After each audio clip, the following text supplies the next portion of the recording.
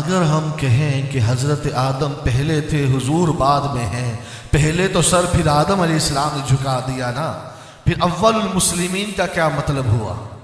بات سمجھ رہے ہیں؟ اگر ہم کہ نوح پہلے تھے حضور بعد میں ہیں، نوح پہلے تھے حضور بعد میں ہیں، پہلے سر تو حضرت نوح نے جھکا دیا نا۔ اگر ہم کہیں عرش پہلے تھا مصطفیٰ بعد میں ہے، پہلے سر تو عرش نے جھکا دیا، تو اول المسلمین کا مطلب کیا ہوا؟ ارے اس کا مطلب یہی بنتا ہے عرش بعد میں ہے، کرسی بعد میں ہے، موسیٰ بعد میں ہے، حضرت عیسیٰ بعد میں ہے، حضرت آدم بعد میں ہے۔ غرض کے کائنات پست ہو خواہ کائنات بالا ہو، ہر چیز بعد میں بنی، سب سے پہلے میرے مصطفیٰ کا نور بنا، سب سے پہلے میرے مصطفیٰ کا نور بنا ہے۔ آئیے میں اس کی تفسیر حدیث کی روشنی میں کرتا ہوں۔ اس حدیث کو امام بخاری کے استاد محدث عبدالرزاق اپنی کتاب المصنف کے اندر لکھتے ہیں۔ کون لکھتے ہیں اس حدیث کو؟ امام بخاری کے استاد جن سے انہوں نے پڑھا ہے، جن کے صدقے یہ یہاں مقام پر پہنچے ہیں۔ محدث امام عبدالرزاق اس حدیث کو اپنی کتاب المصنف میں نقل کرتے ہیں۔ اس حدیث کو امام قسطلانی نے نقل کیا، امام اسقلانی نے نقل کیا، امام قرطبی نے نقل کیا۔ بڑے بڑے ائمہ محدثین جو اپنے وقت کے امام تھے، انہوں نے اس حدیث کو اپنی کتاب کے اندر نقل کیا۔ حضرت جابر کہتے ہیں صحابہ آپس میں بیٹھے ہوئے تھے، صحابہ اکرام آپس میں، بولیے آپ لوگ بیٹھے ہیں نا، صحابہ اکرام بھی آپس میں بیٹھے ہوئے تھے۔ ذکر چھڑ گیا کہ اللہ نے آسمان بنایا، اللہ نے زمین بنائی، اللہ نے عرش بنایا، اللہ نے کرسی بنائی، کوئی تو ایسی شے ہوگی جس کو رب نے سب سے پہلے بنایا ہوگا۔ بلا تشبیہ و تمثیل عرض کر رہا ہوں، انجینئر 10 چیزیں ایجاد کرتا ہے، انجینئر کوئی تو چیز ہوگی جس کو سب سے پہلے ایجاد کیا ہوگا۔ پنکھا بنایا، کار بنائی، موٹر سائیکل بنایا، سب یہ لختوں نے بن گیا نا۔ کوئی چیز تو ہوگی جس کو انجینئر نے سب سے پہلے ایجاد کیا ہوگا۔ تو بتائیں صحابہ آپس میں مشورہ کر رہے تھے، بات کر رہے تھے، اللہ نے عرش، کرسی، بیت المقدس، بیت المعمور، فرشتے، یہ وہ سب کچھ بنایا، آخر کوئی تو چیز ہوگی جس کو رب نے سب سے پہلے بنایا۔ اور آپ کو پتہ ہے صحابہ کرام جس مسئلے کے اندر الجھ جاتے تھے، جس مسئلے کا جواب نہیں آتا تھا تو سرکار کی بارگاہ میں حاضری دیتے تھے۔ حضرت جابر حاضر ہو گئے اور حاضر ہو کے عرض کرنے لگے، یا رسول اللہ بی ابی انت و امی۔ صحابہ کا طریقہ کار یہ تھا کہ جب حضور کی بارگاہ میں حاضر ہوتے، آتے ہی اپنے ماں باپ کا نذرانہ سرکار کی بارگاہ میں پیش کرتے تھے۔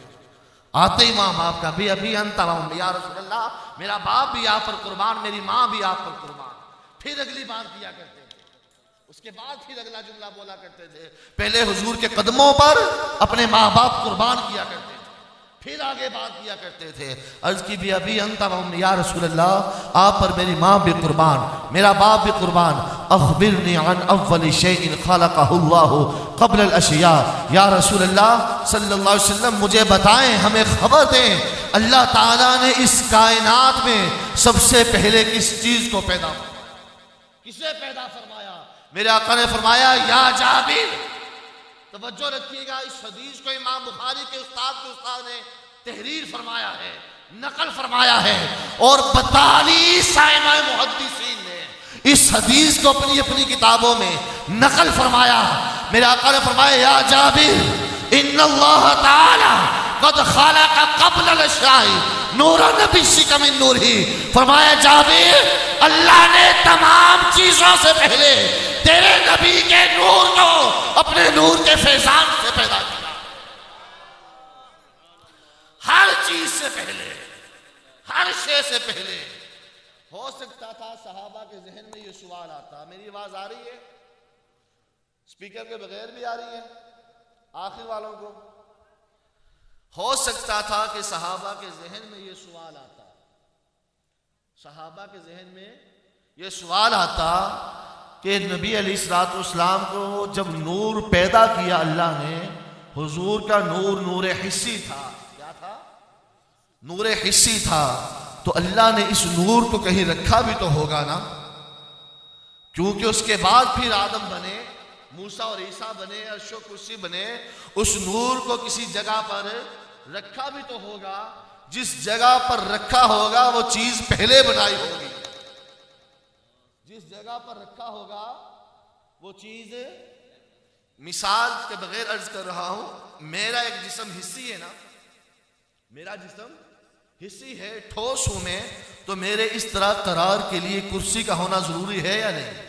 کرسی نیچے سے کھسک جائے میں یوں بیٹھا رہوں گا؟ اگر نیچے منچ نہ ہو تو کرسی یوں ٹھہری رہے گی، زمین نہ ہو تو منچ یوں ٹھہرا رہے گا، یہ مائک نیچے منچ نہ ہو ٹھہرا رہے گا، خطیب صاحب یوں بیٹھے رہیں گے، منچ نہ ہو نیچے. یعنی ایک چیز اپنے ٹھہراؤ کے لیے دوسری شے کی محتاج ہوتی ہے. میں کرسی کا محتاج ہوں یوں بیٹھنے کے لیے، کرسی اپنے قرار کے لیے منچ کی محتاج ہے. تو ممکن تھا صحابہ کے ذہن میں یہ سوال آتا، صحابہ کے ذہن میں نہ بھی آتا، لیکن امت کے کچھ لوگوں کے ذہن میں ضرور یہ سوال آتا اور اس کو اٹھاتے بھی کہ یا رسول اللہ، جب رب نے آپ کے نور کو پیدا کیا، رب نے آپ کے نور کو پیدا کیا تو کسی جگہ پھر رکھا بھی تو ہوگا نا، کسی جگہ پھر رکھا بھی تو ہوگا. وہ چیز پہلے بنائی ہوگی، وہ چیز پہلے بنائی ہوگی جہاں آپ کے نور کو رکھا. سنو میرے آقا نے فرمایا فَجَعَلَ ذَلِكَ النُّورُ يَدُورُ بِالْقُدْرَةِ حَيْثُ شَاءَ اللَّهُ تعالی.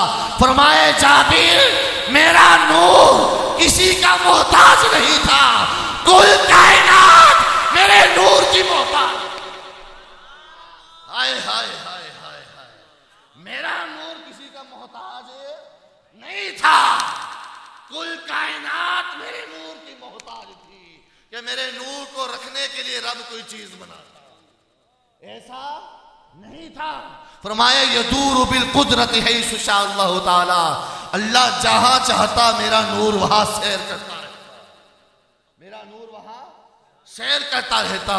پھر خود فرمایا جابر وَلَمْ يَكُنْ فِي ذَلِكَ الْوَقْتِ لَوْحٌ وَلَا قَلَمٌ وَلَا جَنَّةٌ وَلَا نَارٌ وَلَا شَمْسٌ وَلَا قَمَرٌ. فرمایا اے جابر سن، اس وقت نہ چاند تھا جب رب نے میرا نور بنایا، نہ سورج تھا، نہ عرش تھا، نہ کرسی تھی، نہ لوح تھی، نہ قلم تھا، کچھ بھی نہ تھا، خدا واحد تھا، خدا واحد تھا، دوسرا کوئی نہ تھا.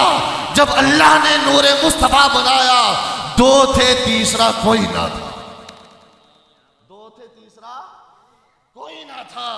جب اس رب نے اپنے مصطفیٰ کا نور اپنے فیضان سے پیدا فرمایا، نہ عرش تھا نہ کرسی تھی. پھر میرے آقا نے فرمایا فَلَمَّا أَرَادَ اللَّهُ أَن يَخْلُقَ الْخَلْقَ، جب اللہ نے ارادہ کیا نا مخلوق بنانے کا، اللہ نے ارادہ کیا، بولیں ذرا، تو میرے نور کے چار حصے کر دیے. ایک سے عرش بنا دیا، ایک سے کرسی بنا ڈالی، ایک سے فرشتے عرش کو اٹھانے والے بنا دیے، چوتھے کے پھر مزید تقسیم کر دی. ایک دفعہ حضرت علی حضور کی خدمت میں حاضر ہوئے، باب العلم ہے نا، کیا ہے مولا علی؟ اور میرے آقا کیا ہے؟ مدینۃ العلم.